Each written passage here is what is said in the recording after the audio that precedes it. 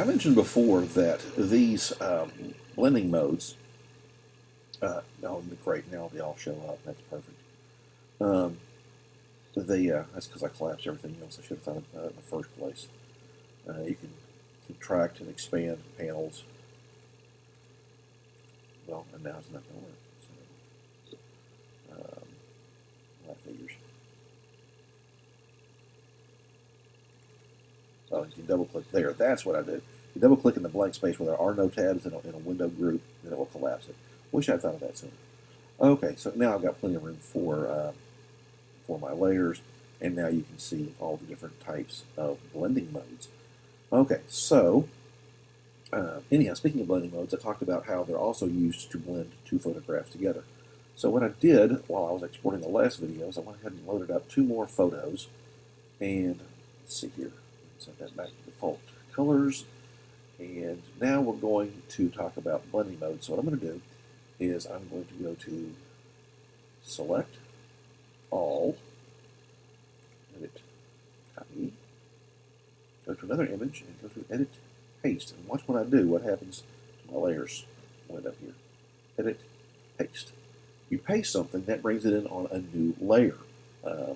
So now I've got a layer with this picture. If I hide it, I can see the picture behind it. So let's take a quick look at some of the blending modes for that. So dissolve, not really doing anything. Darken, multiply. See how you can kind of see one through the other with these other ones. And the burn, darker color, get some nice effects that way. Lighten.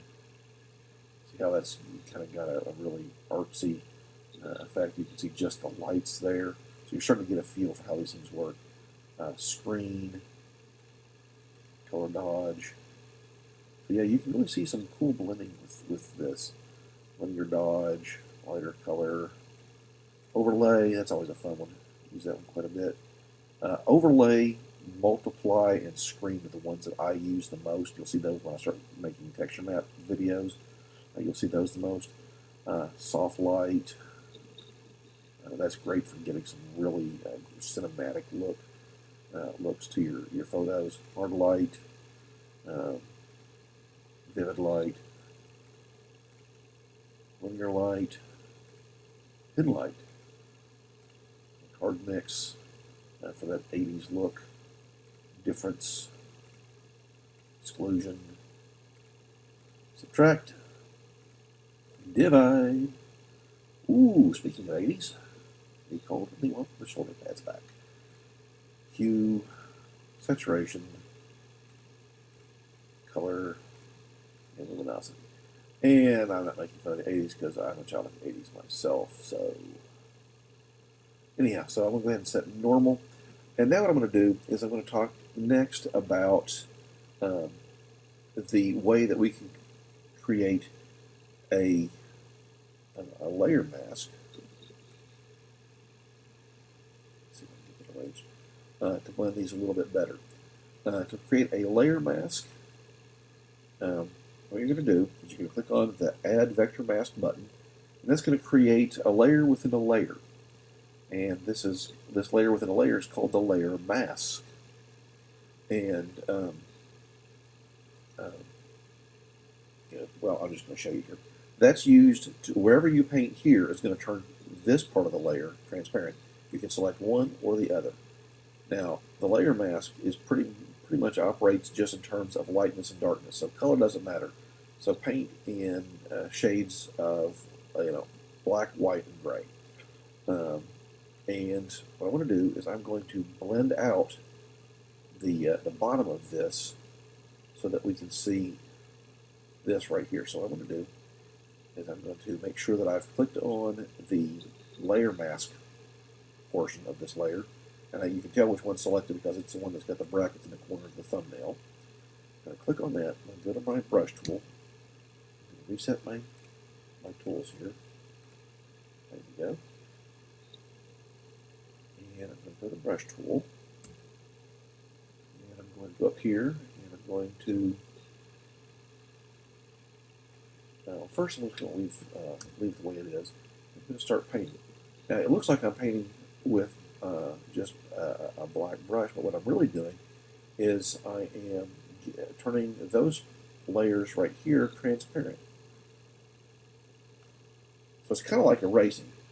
The cool thing about doing this, and this is why you should not really use the eraser tool either, you should use these layer masks, is this way I haven't gotten rid of any pixels.